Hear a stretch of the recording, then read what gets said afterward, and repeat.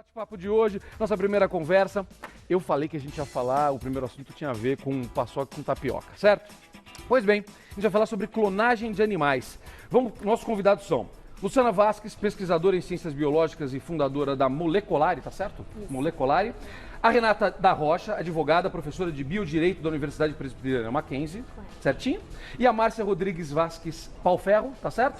Professora de Bioética e coordenadora do curso de Tecnologia em Gestão Hospitalar do Centro Universitário São Camilo. Sejam muito bem-vindas. Muito obrigado pela presença.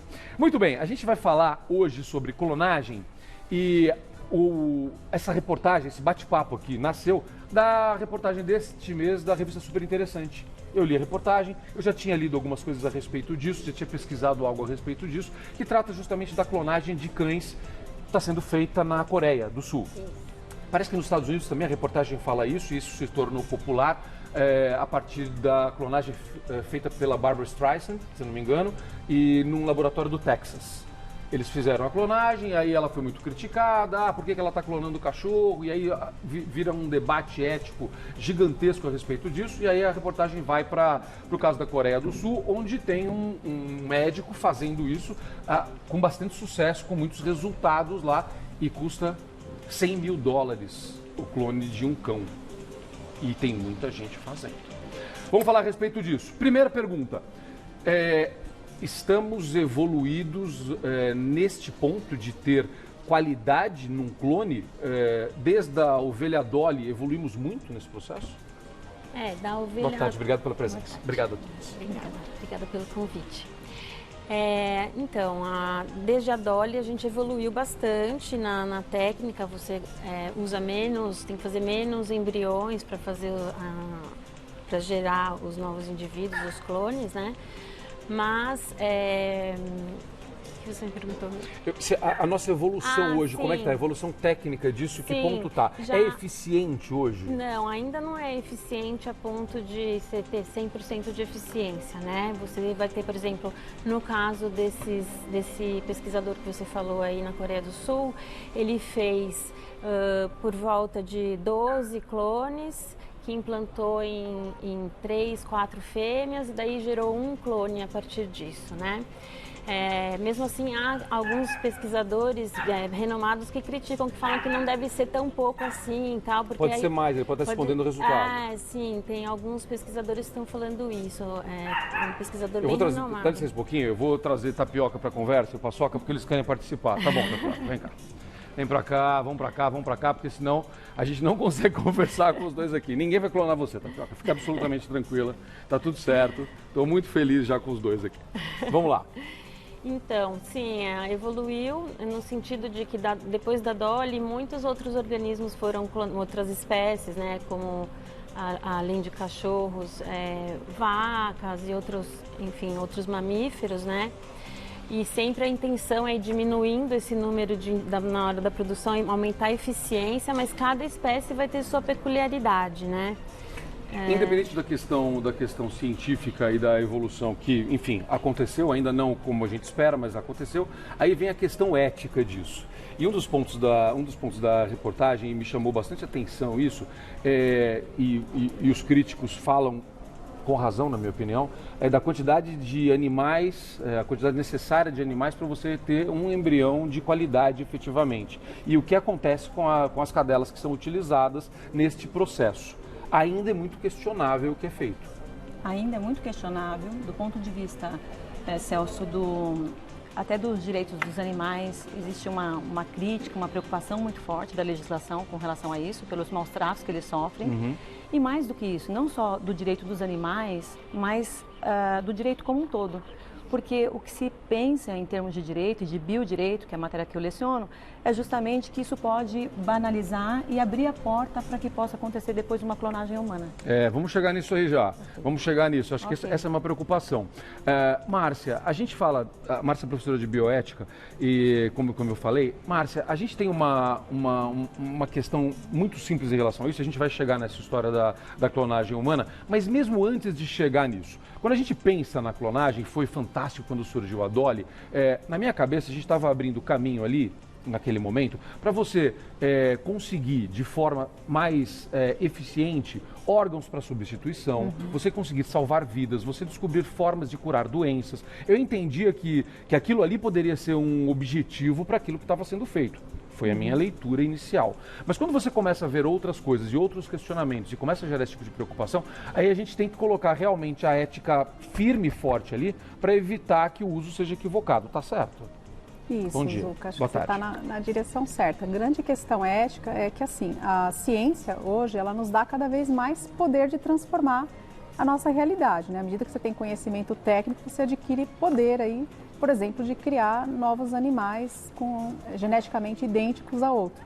Então, diante desse poder, a escolha que a gente tem que fazer é de ordem moral. O que eu vou fazer com esse poder que eu tenho? Em que situações essa clonagem ela é moralmente defensável ou não? A grande questão é o para que eu vou clonar, né? Não apenas se vou clonar ou não. Acho que o que a gente precisa analisar é para que vai servir essa clonagem. Por ela vai exemplo, para servir salvar algum um animal benefício? e para salvar um animal ameaçado de extinção, por exemplo, Então. aí a gente já começa a pensar, não, aí já pode ser ou para recuperar um animal que foi extinto. Calma, gente, não estamos falando do Parque dos Dinossauros aqui, né? Ô Celso, se você me permitir... Claro, essa é a ideia, tá? Do jeito que a colega aqui está falando, ficou perfeito, eu acho que a maneira como ela colocou, inclusive como a gente está aqui posicionado, porque a pergunta que ela está colocando é se tudo que for cientificamente possível de fazer deve ser eticamente aceitável e juridicamente permitido. Perfeito, é isso. É isso, né, que a gente tem que pensar, porque é um poder muito grande.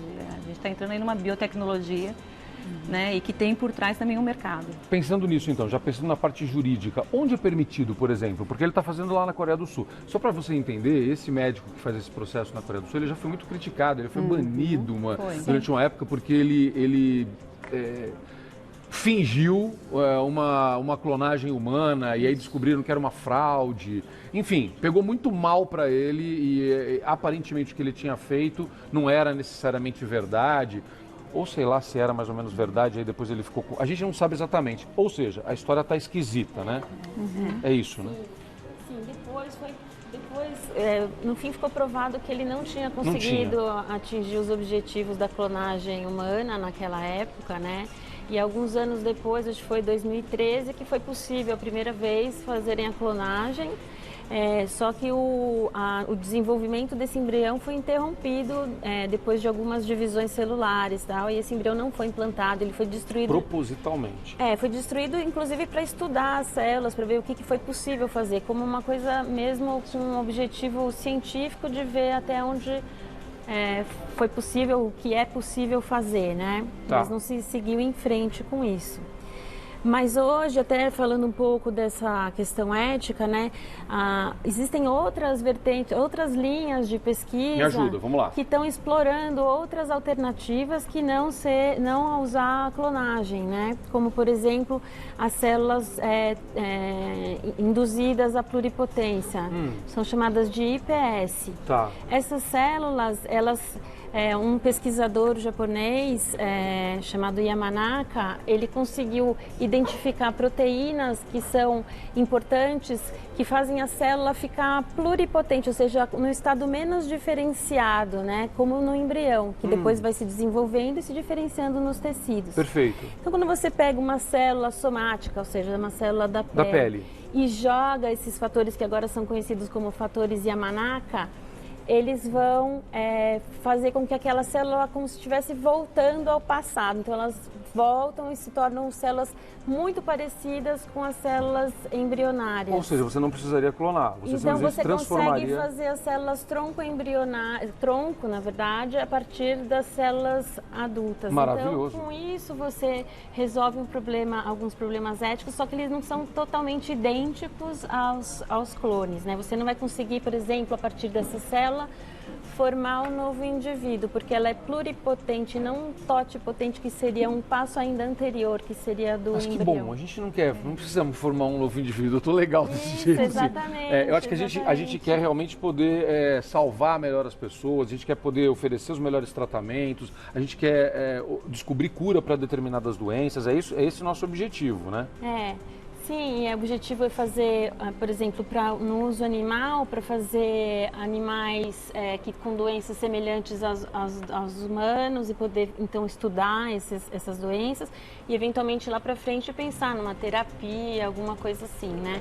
E você pode também, com esse tipo de célula, pegar do próprio indivíduo, fazer a desdiferenciação, né? Fazer a célula IPS e depois diferenciar num tipo celular que aquele indivíduo está precisando e devolver. Olha só. Então você pode tratar a célula, por exemplo, modificações genéticas e tudo mais para devolver para a pessoa, daí ela não tem rejeição e tudo mais. Muito bom.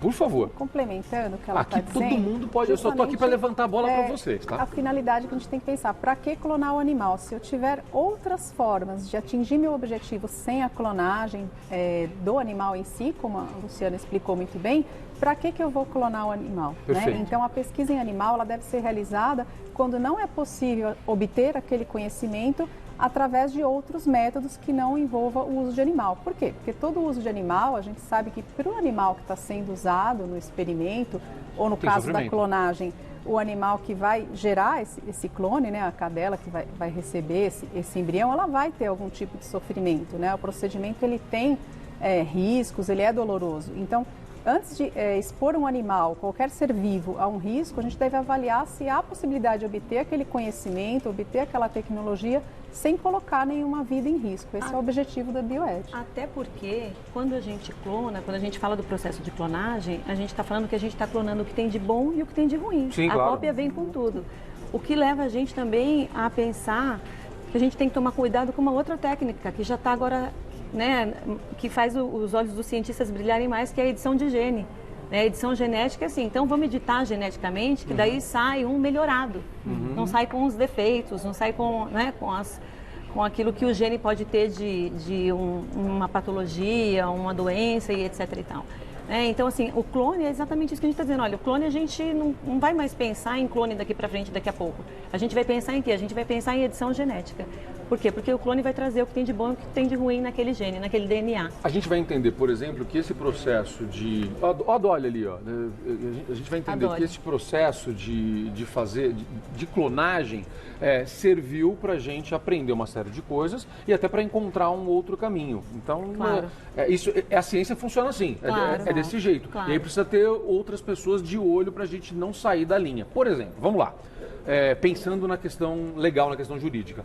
Onde é autorizado fazer isso? Ele está fazendo lá na Coreia do Sul, ele é sul-coreano. Onde é autorizado? Nos Estados Unidos pode, né? Na verdade, o que a gente diz é o seguinte, os Estados Unidos, por conta do capitalismo, é um ponto fora da curva. A gente pega a Coreia e China, é um ponto fora da curva. Tá. A Dolly veio em 1997. Em 2005, a ONU pediu para que os governos como um todo emitissem diplomas legais, legislações proibindo, por exemplo, a clonagem... Os macaquinhos clonados na China. Proibindo a clonagem reprodutiva humana.